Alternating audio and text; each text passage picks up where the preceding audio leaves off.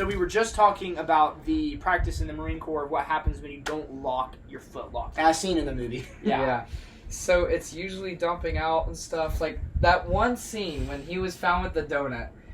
There was basically that exact scene, but worse, in our platoon. What happened? Unpack it for us. Yeah, so we were all looking for, we were all getting ready for BWT, the basic warrior training. Mm-hmm. And that was one of the weeks we had to go through. And one of our guys, Lot, he was looking for his boonie cover, his desert boonie cover. He couldn't find it, looking all through there. Our drill instructor, Sergeant Wright, was over there yelling at him, "Find your boonie cover." He's like, "I can't find it, sir." He's like, "I'll help you find it." Gets his footlocker, dumps it all over the ground. 5 peanut butter packets come sliding out on the ground too. Oh no. Everyone goes silent. They just stand there, and you see the drill instructors just smile and laugh for the first time, and they're like, "Oh, we're gonna have some fun." Oh no. We get messed up for the entire day. Just and Lot, what they do, just like they did to Pyle, they make him stand there and watch us. They make him do whatever. There was a time when people got caught sleeping on Firewatch. They laid down a bed, made them sleep because they were tired, and while we were all just getting messed up. There's so many things like that. I've heard 100%. the Marine that was reacting in the video said that if they would toss it up and they give you like 30 seconds to get it all back up. Yeah, and if you don't, it keeps going over and over again. I know he'll just keep Same going. thing with racks. Racks were probably the most annoying thing I've ever had to do, because they'd be like, "All right, you have 200 seconds," and that 200 seconds is DI time. So it's like 199, but way faster for some reason that they can count. And then my next, if you don't make it, like, all right, strip it. Yeah. And then you have to strip it. It goes over and over again. It's so annoying. So my next question is, in that same scene, it goes in. So obviously Hartman makes them all do push-ups and makes them do PT, and because Pyle's messed up, and he says that every time Pyle messes up, you're gonna get punished, not him. And he says he has a line where he says, "You have not given Private Pyle the proper motivation." And in this reaction video I saw by the Marine, he was saying that that's code for hazing. Like, you got to do something. You haven't given him the proper motivation, because he's not actually going to tell them to beat the crap out of them. But he's basically like, that's what you got to do. And is that in your experience too? I mean, is that how you would interpret that line? In a way, depending on how you look at it, because no one was helping him. By the way, they do haze him. That could have been another way that socks. you could have interpreted it, because no one was helping him. Yeah. They were just letting him be and letting him mess up. So no one was giving him the proper motivation to help him. Yeah. And so that was one way, and there's also hazing, where they would be like hazing? that. 100%. By the way, in the movie, we had a guy get arrested for hazing. So no, we were getting IT'd on the quarterdeck. We're pushing. Guy starts yelling at this guy because we're doing a plank. He keeps falling down. And you're like, all right, this guy wants to fall down. That's all right. We're gonna go on. It keeps going longer and longer. So we're yelling at him. Come on, stop messing up. Just suck it up. This is what you joined for. He gets mad, starts actually fighting the dude, and then the DI comes. He punches the DI, and then next thing you know, cops come. He gets arrested, 100%. So there's times where it gets too far, but then there's theoretically you could get like. I don't know. So most of the fights that I've seen, experienced, or that have happened were not, you couldn't do anything about it fights. Because that's just not what we do. That's kind of pity what they did. Mm-hmm.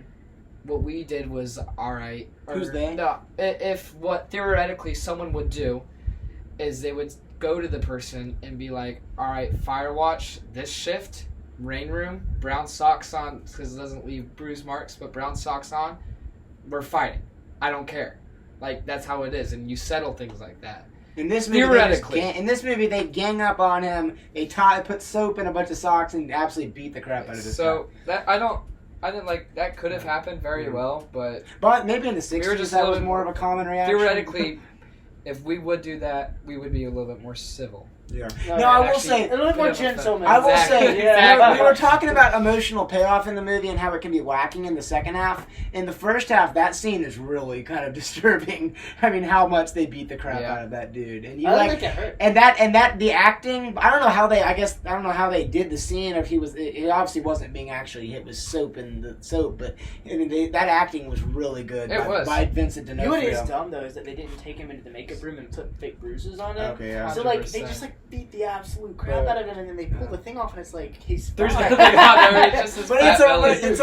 it's a really powerful scene though, in all seriousness, because like you see Joker reluctantly takes part, and he just can't bear to hear him crying And up then there. he's like, they're hesitating to do it. I know first. that was And if you think about it, that kind of does lead to him committing murder later in the movie. that was a great. That might be one of the top 3 scenes in the movie, and I really enjoyed the part after that where Joker, he just can't bear to listen to him crying up there, and like but that was a good scene. I love how this is switching gears, but how the drill instructor is not fazed at all by staring down a loaded gun. Yeah. He's like, son, what on earth do you think? No, that's what he says. What's your major malfunction, numbnuts? And then he gets Your nailed. mom and dad never paid attention to you when you were back. Like, I bro will was say, literally pointing a weapon at him. I will He did say not the care. drill instructor. He was so good. We can acknowledge that. He was amazing. best part of the movie. I mean, that scene. How he just has no fear of the gun. And 100%. I will say once again, I don't know why they had slow mo when he got shot. That kind of tempered the scene down a little bit. Yeah. Because but it's really powerful when Pyle shoots himself, because it ain't no slow mo. He just blasts his brains out, and it's just really sudden. And that was a good scene. That whole scene was so well done. Kubrick, such a good job. I will on that say scene. one thing I really liked was like in that IC, the drill instructor, he never showed weakness once. Nope. No. In boot camp, you never. I don't think he ever breathed hard. Exactly. I've never seen one of my drill instructors drink water. Not once. They have never drinking water. It was only after the Crucible, when it was the Warrior's Breakfast, that's what it's called, and they finally eat with you. That was the only time I've seen them eat or drink. That's crazy. It was insane. Yeah. Like, they never show weakness. Yeah. Dang. Like, there was one time during the hike back, there's this one dude in our platoon, he can't carry his pack anymore because it's like falling apart. Our drill instructor literally takes he's already carrying a pack, takes his pack, throws it on top of it. He's running with 2 packs. They're like 80 pounds each. It's insane. And he just keeps going and going and going and going. And they never show weakness. And that's one thing I've seen that I'm like, whoa. I mean, that probably goes back to the fact that he was a real drill instructor. I mean, Because he the drill knew how instructors to. are the best of the best. Because what I've heard and what they've been telling me is that you will find lazy people in the Marine Corps, just because they're lazy and they don't want to put that commitment anymore. They're just being the bare minimum. I feel like the when drill instructors, they are 100% best ethos. of the best. I feel like when they made this movie, they probably hired Arlie Ermy, and they were like, he probably read the script, and he was probably like, can I just ad-lib some stuff? And they were like, yeah, that'll make this movie a lot more realistic. Please do. You can use our dialogue when you 100%. want, but do whatever you want. And I think that was such a great decision by Kubrick to do that. Like, and that's such a Stanley Kubrick thing to do. Like, he wants his movies to be as like realistic as possible. And now realistic depending on the movie. I mean, he's done dystopian movies, which inherently aren't realistic, but you know what I mean. Yeah. He wants his movies to be as like authentic, I think is what I should say, as possible. And that's just such a great decision he made. But and he had a couple other things just about things that I saw in the movie, and I wanted to see what you thought. At the beginning, when he lectures them, I thought when was the first lecture you got by a drill instructor just to the platoon? Are you in the bunks, like, all lined up, or are you... I'd say... So there's Black Friday. Uh-huh. So the first week you're there, you're with your receiving drill instructors. They're not your real drill instructors. They're just helping you get started. Then there's something called Black Friday. Everyone sits down. Everyone does not say a thing. They sit up straight and everything. All the drill instructors come in, like, dress, uniforms, everything. They start yelling. And then the senior drill instructor gives this giant speech. And they do the drill instructor's creed, too. And they do this giant speech and everything, introducing themselves to you and how they're going to train you and everything. And that was probably the first, like, big speech you get from your drill instructors and that you see. But honestly, I couldn't remember my first, or our first in general, like, lecture kind of thing that we got yelled at. But I do remember one drill, our senior drill instructor that had a big effect on me. And he explained it, and that every time we would mess up, he was saying that you mess up here, you're going to mess up there. And when you mess up there, guess what you're going to have to do? You go back home, you're going to have to open up that door, and you're going to have to tell that mom what happened. I fell asleep, and I got your son killed. I was stupid. I got your son killed. And every time we mess up, he was saying, keep opening the door. Keep opening the door. literally saying that we were killing our own Marines. And that had such an effect on us. It was no lecture. And sometimes he would give us big lectures and everything that would really inspire us, that would really motivate us or even put us down. But that like sadness, that like feeling inside would make you motivate yourself and everything and put discipline in you. And that just opening the door really put a different perspective in me. Yeah, and so in the movie, speaking of like speeches given by the drill instructor, I really enjoyed how despite the fact that drill instructors are brutal and they're like they're making you into the ideal Marine and everything, and they kind of can insult you and stuff like that. I think they did a good job in the movie of having the drill instructor still be in a very weird way, like building up and like teaching at times. Like you can tell that he wants to help them. Like he is, even though he's one of the more brutal drill instructors, he wants to like make them into the best Marines. And there are some cool speeches. The cool speech he gives at the end of when they graduate, I really enjoyed. I want to know, what do you think about that? The part where he's like, "You men are part of a brotherhood, and from now till the day you die." And then he was like, he's like, "Some of you will go to Vietnam, some of you will not come back, but remember this: the Marines die. That's what we're here for. But the Marine Corps lives forever, which means that you live forever." I really thought that was a cool speech, and it really showed that he was there for them throughout all of it, even though he was just seemingly just so brutal. I thought that was really cool. How you kind of had that callback at the end. So they didn't have the Crucible, but for us, after the Crucible, you're Marine, and you're there for 2 more weeks, getting like kind of back into that how to be a Marine. Yeah, because you're acting like a recruit, getting out of habit that recruits do. So they treat you like Marines. And that's you really could in the movie you could see that he had respect for them. Exactly. Full respect for them. They respect you, they give you responsibilities and everything. That's really cool. I really enjoyed that. You could see in his face like he had full respect for them at that point. But even throughout the whole training, you could see that he wanted to like make them into the best Marines he could. And obviously it involved being very kind of a mean dude at times seemingly, but I really enjoyed that. So so that's all all the training you said was a lot of stuff. That's a lot of that stuff you did. I've got too. one more to wrap it up. I think this would be a good question to wrap it up. Cool. And my question is, what is the moment in which you most wanted to quit, and how did you get through that moment? Wow. That's a good question. So honestly, it was the first 4 weeks. Those first 4 weeks are the absolute hardest, even though it's the easiest. It's not that, like, it's the easiest that you'll ever go through, but it's the hardest at the same time, because physically, I was able to pass through all boot camp with like flying colors.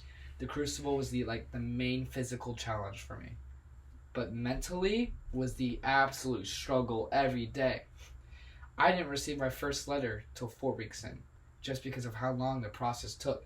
And while everyone around me is receiving letters, all this kind of stuff, first letter I get, I break down just because it's such an emotional moment. And that just motivated me. Was this during your free time that you would get? Yeah, I just motivated me to go further. But probably it was either like the 3rd day of receiving, which I was not there because I haven't slept in like 4 or 3 days.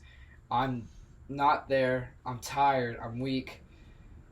And then there's been times where I've really just wanted to quit later on, but I'd say receiving, honestly. The first 4 weeks. Because it does not, people say it gets easier. Never gets easier. You get used to it, which makes it kind of easier. But you just get used to it, and you overcome and adapt. Because that's what we as Marines have to do. And especially with us having 3 different senior drill instructors. Because the thing in the movie, you see them and how they get used to the drill instructors when he was like, if I change my answer, I believe the senior drill instructor is going to do. He learns their game. That's the thing with us. We couldn't learn it because we were getting switched up every single week. It was crazy. And so we had to overcome, learn, adapt, and we did. We did, and it was... Yeah. So how would you say you got through? So there's a mindset that a lot of people have. It's a lot of people use Sunday to Sunday. And so, because every Sunday you get 4 hours of free time, you go to church, it's very relieving. Because Marines care about your physical, mental, emotional, and spiritual health. That's all. They really care about that. So, for me, I really looked at it I didn't really use that Sunday to Sunday, that chow to chow, that bedtime, like that lights out to lights out. I used it as, I came here for a reason. Every time I struggled, I came here for a reason. I'm not going to go back and say that I quit, because I'm not a quitter. I didn't join the Marine Corps to be a quitter. I joined the Marine Corps to be the best of the best. I want to be the best in my entire bloodline. Like, I have a goal to be the best out of everyone I can be, because I want to better myself for my future wife, for as a future father. I want to be the best there can be. And I know Marine Corps can help me with that. And one thing I've really noticed is people say Marine Corps makes you better. And it disciplines you. And it does. But you have to let it discipline you. Because if you do not let it discipline you, then you're not going to get disciplined. There's people there that just did not learn a single thing. They just slid through the cracks. A lot of them got taken out. But still, there were still those few. If you let it discipline you and let it happen to you, and then you go ahead and overcome that and keep going, that it's going to show. Nice. It's going to show, and that's going to motivate you because you're going to see yourself do better. And every now and then, very rarely, you'll get a compliment from like a drill instructor or something. Grab that and hold on to it. You will never get it again. Like, that's what they've told me too. If you get a compliment, grab it, hold on to it, use it for the rest of your life. Like you'll never get that. There's again. those moments in the movie where he does give the little small compliments. He'll be like, especially like to Pyle once he actually starts doing stuff. He's like, well, you might be a Marine after all. Like, he gives those small compliments, so they hit on that in the movie. Exactly. I finally found one thing you don't suck at. Yeah, that's it. Yeah. There's stuff like that. And That's a compliment. Yeah, I know. And that kind of felt a little bit more. It was a little bit of a payoff because he had gone through all that hard stuff, and now obviously he loses it at the end. Yeah, which is kind of sad. My last question, if guys one more question, Nick? Absolutely. I wanted to say how the structure in which they show, so the flow of the first half of the movie and how they show boot camp progress, was that pretty accurate in how like the things they're doing? I mean, I can't. Is there really, a specific structure to how it goes? There 100% is now. Yeah. But since that was like a while back, and it was only 8 weeks long, and then switched to 6 months to back to 13, I can't really say accurately because they did stuff at different times. Yeah. But all the stuff they did, we did. No, yeah, I will say that all the stuff they did, we did. There was some stuff like that you see minor things that we didn't do. All the confidence courses, obstacle courses we did. Yeah. The range week was almost identical, just a little bit smaller. Like, everything that they did, we did. Yeah. It was just set at different, like, we didn't get to do running cadences until, like, way ahead. But they got to do it at the beginning. So it's just small little details that they did, for like, that was different. Running cadences, I feel could be kind of fun. Oh, it was probably one of the best parts of the movie. I'm not gonna lie. Did y'all do any of the chants that they do in the movie? I think we did one. I love the Marine Corps. Yeah, it was the 1, 2, 3, 4. I love the. We did that one. I mean, there were some pretty vile. There was a few in there that we would do. There are a few in there that are pretty endless amounts of ditties, but there's a few in there that are kind of vile. But yeah. So y'all want to move on to themes real quick? Let's hit the themes. Or the underrepresented themes. Yeah, exactly. I don't know if I had a single theme I could. Can I go? Well, I'm gonna go first. So, I think that like I said, my big negative on the movie is that it's disjointed a little bit between the first half and the second half, and that it has the themes that are there are kind of good actually, but they don't explore them enough. So the main theme that I see in the movie is the duality of man and how man reacts to living in such a bad world. Sometimes, like, they keep on harkening back to we live in a world of crap. Also, we live in a world of crap, and so I think that's one of the biggest themes that they're trying to hit on.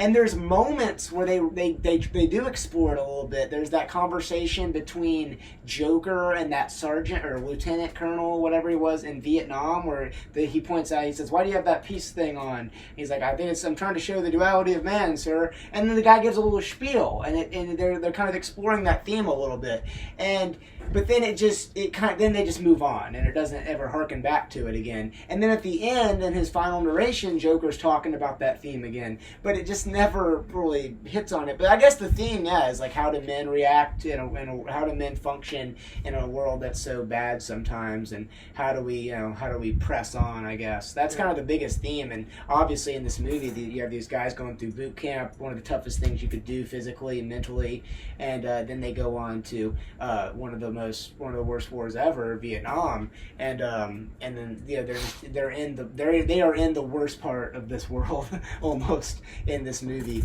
and they just have to react to that and they have to move on. But I definitely think that and it kind of explores a little bit how each soldier kind of how they push on and how they see the war and how they see things. I think you really get to see that in the scene where they interview the news people are interviewing them. You get to see each of their takes on the war and how they view the war and how they view their own role in the war and why should they be there. Some of them think they should. One of them, a little side note, there's that one funny cowboy has a little funny spiel. He's like, when we went into Way, all right, we saw men and we started shooting them and this is war. Yeah, that was so weird. That was kind of that should have been cut. That was weird. It is like what I thought war should be that's like. What it was. Yeah. Before. I think it was meant to be like that awkward stuff that. I think that actually they're not actors. Now that in the movie, they're not actually, actors. I might have to agree with that.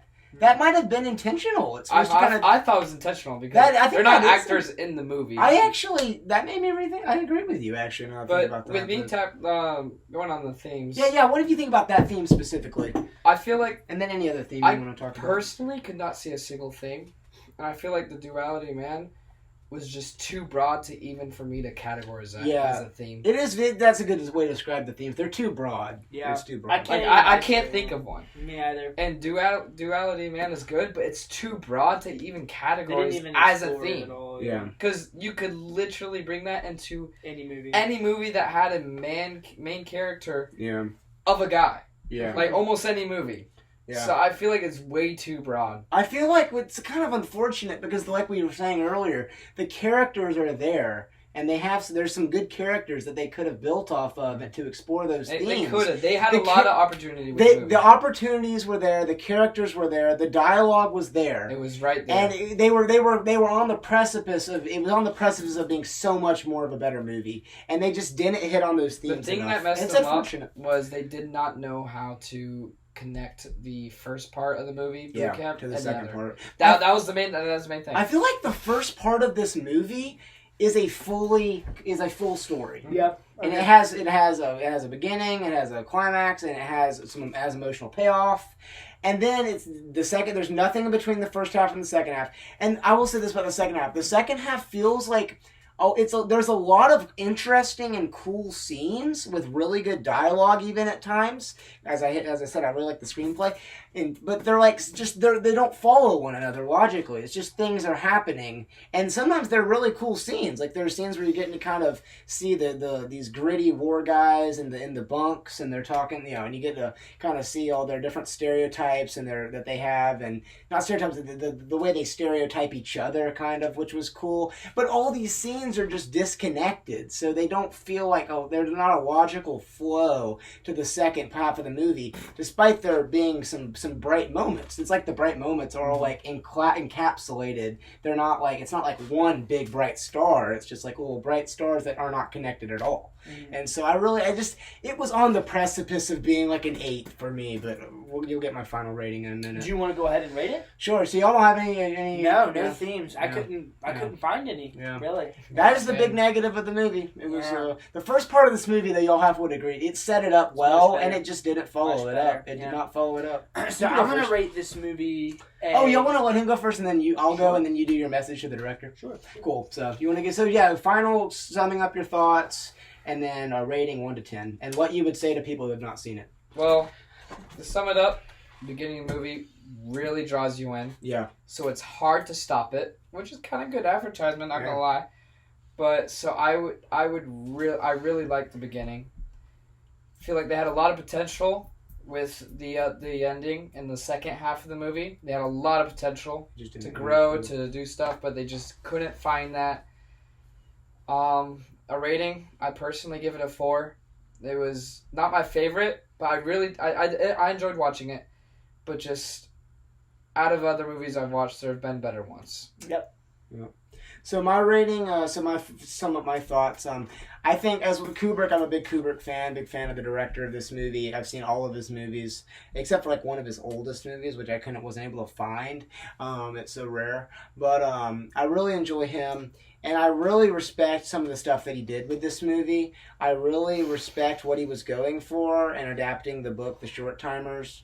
I really think that, like I said, he was on the precipice of something great. And there's a lot of positives I have on this movie, and a lot of them come in the first half of the movie. Like he said, Noah, it sets up great. The first half of the movie, I would give an 8 out of 10. I mean, it sets up, it moves at such a nice pace. You get a sense of what boot camp is like, and you understand some of the characters. And then the second, but unfortunately, there's nothing that ties together the first and the second half of the movie. That's where things start to go a little bit downhill. The second half of the movie feels it's meandering, as Nate said. It has shining moments. There's some really good dialogue in the second half of the movie. Not nearly as good as the first half, but there is some good dialogue. And there's a little bit of character exploration. They touch on some themes, but they just never fully delve into them. And that's just, it's a little bit disappointing, the second half of the movie. I think the final battle was okay. It wasn't anything too special. I think the problem is that that's the climax of the movie, and and then it just ends, which that's kind of a problem. So, I mean, I think there are more positives to the movie than negatives for me, so I'm going to give it I'll give it a 6.5 out of 10, and that kills me because I love Stanley Kubrick and I want to give it a higher rating. But I think that it would have been an 8 if it was just the first half, if that was like a whole movie or something. But unfortunately, there's the second half that brings it down to about 6.5 out of 10. I want to go 7, but I'm gonna have to stay at 6.5. So it's a good movie to me. Could have been a lot better though. And so yeah, Stanley, I really respect you, and may you rest in peace. Yeah. But yeah, I'm gonna go with Noah and give it a 4. yeah. Okay. Yeah. Now, for your message to the director, all right, you have to understand. Hey, just keep in mind you are talking to a person who was considered to be one of the greatest directors of all time. Okay, Stanley Kubrick. In all seriousness, Stanley Kubrick. If you are the greatest director of all time, I certainly have not seen the movie that proves that yet, because this movie, while having very good elements, such as the historical authenticity, the production design, and the drill instructor, lacks basic narrative elements that help you invest in the story. Therefore, it is a below-average movie, and probably the worst Vietnam movie we have reviewed on the channel. Of the 3. Yeah, I would agree with that. Now, there are worse ones out there, probably. So, Kubrick. Stanley Kubrick. If we watch another one of your movies, I hope it is better next time. Please let it be better. Rest in peace. And with that, I think it's wrapped up. Noah, thank you so much for your time. We'll have to have you back on for Jarhead. Yeah. Whenever you're back. All right. See y'all later. Yeah. Bye-bye. Bye.